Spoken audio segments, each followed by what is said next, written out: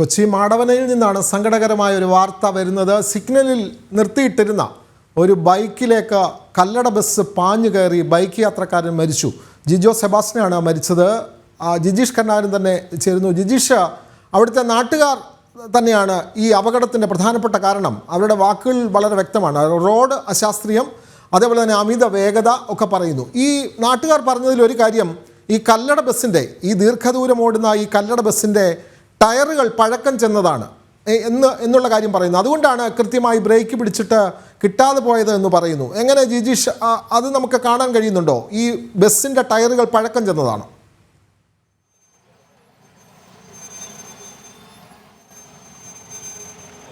വിനോദ്, തീർച്ചയായും ഈ ഒരു ബസ്സിന്റെ ടയറുകൾ, അതിന്റെ കാലപ്പഴക്കവും ഇത്തരത്തിൽ, അല്ലെങ്കിൽ സമയാസമയങ്ങളിൽ ടയറുകൾ മാറ്റാതെ ബന്ധപ്പെട്ട സർവീസുകൾ കൃത്യമായി നടത്താതെ ഇത്തരം സർവീസുകൾ നടത്തുന്നതിന്റെ ഒരു അപകടം കൂടിയാണ് ഇത് എന്ന് വ്യക്തമാവുകയും ചെയ്യും. ബസ് ഇപ്പോൾ പൂർണ്ണമായും തന്നെ ഈ ഒരു ഭാഗത്ത് നിന്ന് വളരെ അകലേക്ക് മാറ്റിയിട്ടുണ്ട്. എന്നാൽ ഒരു സ്ഥിരം അപകട മേഖലയാണ് എന്നത് സംബന്ധിച്ച് നാട്ടുകാർ തന്നെ ഇക്കാര്യങ്ങൾ കൃത്യമായി തന്നെ പറയുകയും ചെയ്യുന്നുണ്ട്. ഇതിലൂടെ ഗതാഗതം പുനഃക്രമീകരിച്ചിരിക്കുന്നത്. എങ്ങനെയായിരുന്നു ഈ ഒരു അപകടം ഉണ്ടായിരുന്നത്? മേഖലയാണോ? അരമണിക്കൂർ വന്നപ്പോൾ ഈ സാധനം മറിഞ്ഞു കിടക്കുന്നതാണ്. ടൂ വീലറുകാരൻ്റെ അടിയിലാണ്. അപ്പോൾ രക്ഷാപ്രവർത്തനം 10-15 ആംബുലൻസും മറ്റുള്ള ആൾക്കാരും ജനപ്പുറവും പോലീസുകാരൊക്കെ കൂടിയാണ് രക്ഷപ്പെടുത്തിയത്. എല്ലാവരും എടുത്ത് ഫയർഫോഴ്സുകാർ അത് ക്ലെയിം ചെയ്ത് ലക്ഷോർ ഹോസ്പിറ്റലിലോട്ട് എത്തിച്ചാണ് എല്ലാവരും.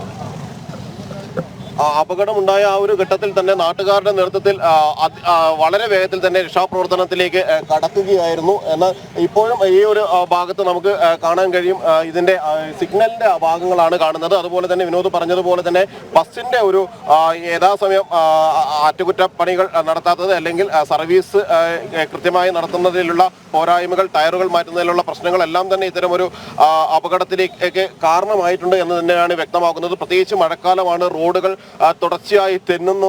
അശാസ്ത്രീയമായ റോഡിന്റെ നിർമ്മാണത്തിലെ പ്രശ്നങ്ങളുണ്ട്. ഉയർന്നും താഴ്ന്നും എല്ലാമുള്ള റോഡിന്റെ ഭാഗങ്ങൾ, ഇതെല്ലാം തന്നെ ഈ ഒരു അപകടത്തിന് കാരണമായിട്ടുണ്ട്. ഈ സിഗ്നൽ ലൈറ്റുകൾ പൂർണ്ണമായും ഒടിഞ്ഞു തൂങ്ങിയ നിലയിൽ തന്നെയാണ് ഇവിടെയുള്ളത്. ബസ്സിന്റെ ചില്ലുകൾ ഈ ഭാഗങ്ങളിൽ നമുക്ക് കാണാൻ കഴിയും കൂട്ടിയിട്ടിരിക്കുന്നത്. ഏതാണ്ട് പോലീസും ഫയർഫോഴ്സും എല്ലാം ചേർന്നത് ഏതാണ്ട് നല്ലൊരു ഭാഗവും മാറ്റുകയും ചെയ്തിട്ടുണ്ട്. എന്നാലും ഇപ്പോഴും ഇതിന്റെ ചില ഭാഗങ്ങൾ, അവശിഷ്ടങ്ങൾ ഇപ്പോഴും ഈ ഒരു ഭാഗങ്ങളിലെല്ലാം തന്നെ കൃത്യമായി കാണാനും കഴിയും. ഒരു അപകട മേഖലയാണ്. ഒരു നാട്ടുകാർ പറഞ്ഞതിൽ ഒരു പ്രധാനപ്പെട്ട കാര്യം എന്ന് പറയുന്നത് ഇതൊരു സ്ഥിരം അപകട മേഖലയാണ് എന്നൊരു കാര്യം തന്നെയാണ് അവർ പ്രധാനമായും ചൂണ്ടിക്കാണിക്കുകയും ചെയ്തത്. മുമ്പും സമാനമായ രീതിയിൽ ഇത്തരത്തിൽ അപകടങ്ങൾ പലതും ഈ ഒരു ഭാഗങ്ങളിൽ നിന്ന് ഉണ്ടാവുകയും ചെയ്തു. മുമ്പ് ഇത്തരത്തിൽ ഈ സിഗ്നലിന്റെ അപകടങ്ങളൊക്കെ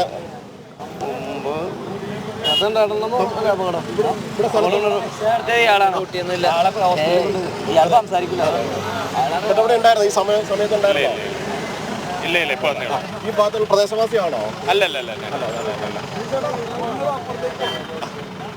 ഇത്തരത്തിൽ അപകടത്തെ സംബന്ധിച്ച് നേരിൽ കണ്ടവരിൽ പലരുമുണ്ട്. അവരിൽ പലരും ഇപ്പോൾ ഇവിടെ ഇല്ല. രക്ഷാപ്രവർത്തനത്തിന് നേരിട്ട് നേതൃത്വം കൊടുത്ത ആളുകളാണ് ഇതിൽ പല ആളുകളും എന്ന് പറയുന്നത്. അതുപോലെ മറ്റൊരു ദൃശ്യം എന്ന് പറയുന്നത്, ഇപ്പോൾ ഗതാഗതം ഏറെ നേരം തടസ്സപ്പെട്ടിരുന്ന ഗതാഗതം പഴയ നിലയിൽ വന്നിരിക്കുന്നു, പുനഃക്രമീകരിച്ചിരിക്കുന്നു. ഗതാഗത തടസ്സങ്ങൾ ഒഴിവാക്കിക്കൊണ്ട് വാഹനങ്ങൾ കടത്തിവിടുന്ന ഒരു ദൃശ്യങ്ങൾ കൂടി നമുക്ക് ഈ ഒരു ഘട്ടത്തിൽ കാണാൻ കഴിയുകയും ചെയ്യും. ഒപ്പം തന്നെ ആ ഒരു പ്രശ്നം പരിഹരിക്കാനുള്ള ഒരു ശ്രമങ്ങൾ ഉണ്ടാവുകയും ചെയ്തിട്ടുണ്ട്. എല്ലാവർക്കും തന്നെ ഇക്കാര്യത്തിൽ ഇവിടെ ഉണ്ടായിരുന്നു. ആ സമയത്ത് ഉണ്ടായിരുന്നോ? പോലീസും ഫയർഫോഴ്സും എല്ലാം ചേർന്ന് കൃത്യമായി തന്നെ ഇവിടെ രക്ഷാപ്രവർത്തനത്തിന് നേതൃത്വം നൽകി എന്നത് തന്നെയാണ് അതിവേഗത്തിൽ ആളുകളെ ആശുപത്രികളിലേക്ക് എത്തിക്കാൻ കഴിഞ്ഞതിൻ്റെ ഒരു പ്രധാനപ്പെട്ട കാരണം എന്ന് പറയുന്നത്. ഈ അപകടം, വീണ്ടും ഒരു അപകടം ഇവിടെ ഉണ്ടായിരിക്കുന്നത്. ഇത് ഈ ഒരു ദൃശ്യങ്ങൾക്കിടയിൽ തന്നെ ഒരു ചെറിയ അപകടം, അതായത് നമ്മൾ നേരത്തെ പറഞ്ഞു ഇതൊരു അപകട മേഖലയാണ്, സ്ഥിരമായി അപകടങ്ങൾ നടക്കുന്ന ഒരു മേഖലയാണ് എന്ന് പറഞ്ഞു. ഈ ദൃശ്യങ്ങൾ നമ്മൾ ചിത്രീകരിക്കുന്നതിനിടയിൽ തന്നെയാണ് ഇപ്പോൾ മറ്റൊരു അപകടം കൂടെ ഇവിടെ സംഭവിച്ചിരിക്കുന്നത്. ഈ വാഹനം, ഒരു കാറ് വന്ന് ഓട്ടോറിക്ഷയ്ക്ക് പിന്നിലേക്ക് ഇടിക്കുകയായിരുന്നു. അത്തരത്തിലുള്ള ഒരു അപകടം. ഇത് സ്ഥിരം ഒരു അപകടമേല ഇത്തരത്തിൽ തന്നെയാണോ? എപ്പോഴും അപകടം തന്നെയാണ്. ഇത്ര അധികാരികൾ ഇവിടെ നിൽപ്പുണ്ട്. അതെ, പറഞ്ഞോളൂ. അപ്പൊ ഈ സംഭവം ഇതൊക്കെ തന്നെയാണ് ഇവിടെ. ഇനി ഇതിനും വലിയൊരു സംഭവം ഉണ്ടാകാൻ പോണോളൂ ഇവിടെ. സംഭവം ഇതുണ്ടാവണം. ഇതൊന്നും ആരും ശ്രദ്ധയില്ല ഇവിടെ. ഇവിടുത്തെ അധികാരികളുടെ ഉണരണം. അധികാരികൾ ഉറക്കം നടിക്കണം ഇവിടെ. അങ്ങനെ തന്നെയല്ലേ അവർ പ്രധാനമായും പറഞ്ഞിരിക്കുന്ന ഒരു കാര്യമെന്ന് പറയുന്നത് സ്ഥിരം അപകട മേഖല തന്നെയാണ് ഇതുമായി ബന്ധപ്പെട്ടുകൊണ്ട് എന്ന കാര്യമാണ് അവർ ചൂണ്ടിക്കാണിക്കുന്നത്. അപകടങ്ങൾ നിത്യസംഭവമാവുന്നതിന് ഒരു പ്രധാനപ്പെട്ട കാരണം അധികൃതരുടെ ഭാഗത്ത് നിന്ന് ഉണ്ടാകുന്ന വീഴ്ചയാണ്. ഗതാഗതങ്ങൾ നിയന്ത്രിക്കുന്നതിൽ ഉണ്ടായിട്ടുള്ള പ്രശ്നങ്ങളുണ്ട്. ഒപ്പം തന്നെ റോഡിന്റെ അടക്കമുള്ള അശാസ്ത്രീയമായ നിർമ്മാണങ്ങൾ ഇതിലൊരു പ്രധാനപ്പെട്ട കാരണമായി ചൂണ്ടിക്കാണിക്കുകയും ചെയ്യുന്നുണ്ട്. അങ്ങനെ വലിയ ഒരു അപകട സാധ്യതയുള്ള മേഖലയായി ഈ ഒരു മാടവന ഭാഗം മാറിയിരിക്കുന്നത്. എറണാകുളത്തിന്റെ നിരവധി ഭാഗങ്ങൾ ഇത്തരത്തിൽ അപകട മേഖലകളായി മാറിയിട്ട് കാലങ്ങളായി. ഇപ്പോഴാണ് ഈ ഒരു ഗതാഗതം ഇവിടെ സാധാരണ നിലയിൽ പുനഃസ്ഥാപിക്കാൻ കഴിഞ്ഞത്. എന്നാൽ ആ ഒരു ദൃശ്യങ്ങൾ ചിത്രീകരിക്കുന്ന അതേ ഘട്ടത്തിൽ തന്നെയായിരുന്നു വീണ്ടും അതൊരു അപകട സാഹചര്യത്തിലേക്ക് പോവുകയും ചെയ്തത്. ഈ അപകടം നടക്കുമ്പോൾ ഇവിടെ ഉണ്ടായിരുന്നോ ഈ സമയത്ത്?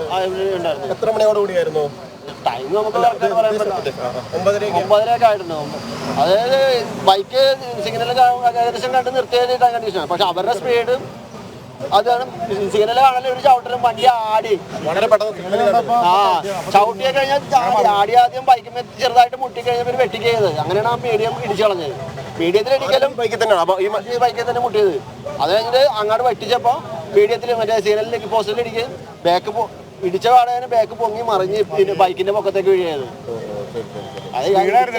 മഴയും കൂടി ഉള്ളതുകൊണ്ട് ഇവിടെ തെന്നൂല. മഴയും കൂടി ഉള്ള കാരണം ഇവിടെ തെന്നുകയും ചെയ്യും. കിട്ടൂല. പതുക്കെയാണ് വന്നിരുന്നെങ്കിൽ ഈ സിഗ്നൽ നേരത്തെ ശ്രദ്ധിക്കാൻ സ്പീഡ് ഓവർ സ്പീഡല്ല, സ്പീഡായിരുന്നു. വണ്ടി ആളെ കൊല്ലാൻ വേണ്ടി നടക്കുന്ന വണ്ടികളല്ലേ കല്ലട എന്ന് പറയണത്. അവന്മാരുടെ വണ്ടി അവന്മാരങ്ങനെയാണ്. ഇപ്പോൾ നമ്മുടെ ആ പ്രതികരണങ്ങളിൽ നിന്ന് തന്നെ കേട്ടു. ഒന്ന്, ബസ്സിന്റെ അമിത വേഗത ഇത്തരത്തിലൊരു അപകടത്തിന് പ്രധാനമായും കാരണമായിട്ടുണ്ട് എന്ന കാര്യം തന്നെയാണ് അവർ ചൂണ്ടിക്കാണിക്കുന്നത്. ഒപ്പം തന്നെ ഈ ഒരു ബസ് വേഗതയിൽ വന്നതുകൊണ്ടാണ് ഈ സിഗ്നൽ പെട്ടെന്ന് കണ്ട് ചവിട്ടാൻ കഴിയാതിരുന്നത്. കാരണം അമിത വേഗതയിൽ വന്ന ഡ്രൈവർക്ക് പെട്ടെന്ന് സിഗ്നൽ മാറിയപ്പോൾ ബ്രേക്ക് വേഗത്തിൽ ചെയ്യേണ്ടി വന്നു. അങ്ങനെയാണ് ബസ് ആദ്യം ആ ബൈക്കിൽ ചെറുതായി തട്ടുന്നു. അതിനുശേഷം സിഗ്നലിന്റെ ഭാഗങ്ങളിലേക്ക് ഇടിച്ചു കയറിയതിന് ശേഷം കുത്തനെ മറിയുകയും ചെയ്യുകയായിരുന്നു. സ്വാഭാവികമായും ഈ വാഹനങ്ങൾക്ക് ഇത്തരത്തിൽ അമിത വേഗത ഇല്ലായിരുന്നു എങ്കിൽ, അല്ലെങ്കിൽ ഡ്രൈവർക്ക് വാഹനത്തിന്റെ കാര്യത്തിൽ ഒരു നിയന്ത്രണം ഉണ്ടായിരുന്നു എങ്കിൽ ഈ അപകടം ഇത്തരത്തിൽ ഒരു ഉണ്ടാകില്ലായിരുന്നു എന്ന കാര്യം തന്നെയാണ് ചൂണ്ടിക്കാണിക്കുന്നത്. കാരണം വാഹനങ്ങളുടെ അമിത വേഗത, പ്രത്യേകിച്ച് ഈ സ്വകാര്യ ബസ്സുകളുടെ എങ്ങനെയാണ് ഈ അപകടങ്ങൾക്ക് കാരണമാകുന്നത് എന്ന കാര്യം അവർ കൃത്യമായി തന്നെ ചൂണ്ടിക്കാണിക്കുകയും ചെയ്യുന്നുണ്ട്. ഈ ഒരു അപകടത്തിന് കാരണമായി ഒന്ന് ഡ്രൈവറുടെ ശ്രദ്ധയില്ലായ്മ, ഒപ്പം തന്നെ വാഹനത്തിന്റെ മെയിൻ്റനൻസ് കൃത്യമായി നടത്താതെ ടയറുകൾ അടക്കം മാറ്റിയിടുന്ന കാര്യത്തിൽ ഇതിന്റെ ഉടമകൾ വരുത്തുന്ന വലിയ തോതിലുള്ള വീഴ്ച, വാഹനത്തിന്റെ അമിത വേഗത അടക്കമുള്ള കാര്യങ്ങൾ പ്രധാനമായും ഈ ഒരു അപകടത്തിലേക്ക് നയിച്ചു എന്ന് തന്നെയാണ് ഈ ഘട്ടത്തിൽ നാട്ടുകാരടക്കം പറയുന്നത്. മാത്രമല്ല, അപകട മേഖലയാണ് എന്ന് പറഞ്ഞു തീരുന്നതിന് മുമ്പ് തന്നെ മറ്റൊരു ചെറിയ അപകടത്തിന് കൂടി ഇവിടെ സാക്ഷ്യം വഹിക്കേണ്ടി വന്നു എന്നതും സ്ഥിരം അപകട മേഖലയാണ് എന്നതിന്റെ ഏറ്റവും പ്രധാനപ്പെട്ട ദൃഷ്ടാന്തമായി മാറുകയും ചെയ്യുന്നുണ്ട്. ഈ ദേശീയപാതയിൽ, അരൂർ എടപ്പള്ളി ദേശീയപാതയിൽ ഇത്തരത്തിൽ അപകടങ്ങൾ ഏതാണ്ട് നിത്യ സംഭവമാണ്. വാഹനങ്ങൾക്ക് വേഗപരിധിയുണ്ട്, വേഗതാ നിയന്ത്രണങ്ങളുണ്ട് എന്ന് പറയുന്ന അതേ ഘട്ടത്തിൽ പോലും അമിത വേഗതയിൽ വാഹനങ്ങൾ ചീറിപ്പാഞ്ഞു പോകുന്നതായി തന്നെയാണ് കാണാനും കഴിയുന്നത്. തീർച്ചയായും വളരെ സങ്കടകരമായ വാർത്തയാണ്. അരൂർ ഇടപ്പള്ളി ദേശീയപാതയിൽ മാടവനയിലാണ് സിഗ്നലിൽ നിർത്തിയിട്ടിരുന്ന ഒരു ബൈക്ക് യാത്രികന് ദാരുണ മരണം ഉണ്ടായിട്ടുള്ളത്. കല്ലട എന്ന് പറയുന്ന സ്വകാര്യ ബസ് പാഞ്ഞു വന്ന് സിഗ്നൽ ഇടിച്ച് തകർത്ത് ഈ ബൈക്ക് യാത്രികൻ്റെ മുകളിലേക്ക് ബസ് മറിയുകയായിരുന്നു. അങ്ങനെയാണ് ബൈക്ക് യാത്രികൻ മരിച്ചത്. ജിജീഷ് കർണാകനാണ് വിവരങ്ങൾ നൽകിയത്. ജിജീഷ്, ആ ബസ്സിൻ്റെ ടയറിൻ്റെ കാലപ്പഴക്കം കൂടി നമുക്ക് അടുത്ത വാർത്തയിൽ അതുകൂടി നമുക്ക് ആ ദൃശ്യങ്ങൾ കൂടി നമുക്ക് നൽകാൻ കഴിയണം. എന്തായാലും ഈ ബസ് അമിത വേഗത്തിലായിരുന്നു എന്ന് നാട്ടുകാർ പറയുന്നു. അതുമാത്രമല്ല, റോഡിൻ്റെ അശാസ്ത്രീയമായ നിർമ്മാണം, കൃത്യമായി അപകടം നടക്കുന്ന മേഖലയായിട്ടും അപകട മേഖല എന്നൊരു ബോർഡ് പോലും വെക്കാൻ അധികാരികൾക്ക് ഇന്നേ വരെ കഴിഞ്ഞിട്ടില്ല. അതുകൊണ്ട് ഇത്തരത്തിൽ നിരവധി അപകടങ്ങൾ നടക്കുന്നു. ഇപ്പോൾ ഒരു ജീവൻ പൊലിഞ്ഞിരിക്കുന്നു. അതുകൂടാതെ ഈ വാർത്ത റിപ്പോർട്ട് ചെയ്യുമ്പോൾ തന്നെ മറ്റൊരു അപകടം കൂടി അവിടെ നടന്നിരിക്കുന്നു. വളരെ സങ്കീർണവും വളരെ സങ്കടകരവുമായ പ്രശ്നമാണ് മാടവനയിലെ ഈ റോഡിൽ ഉണ്ടായിരിക്കുന്നത്. അധികാരികൾ ഉണർന്ന് പ്രവർത്തിച്ചില്ല എങ്കിൽ ഇത്തരത്തിൽ നിരവധി അപകടങ്ങൾ ഇനിയും ഉണ്ടാകാനുള്ള സാധ്യത വളരെ കൂടുതലാണ്. അധികാരികളും ഗതാഗത വകുപ്പും ഒക്കെ ഇക്കാര്യത്തിൽ കൃത്യമായ നടപടി സ്വീകരിക്കും എന്ന് തന്നെ കരുതാം.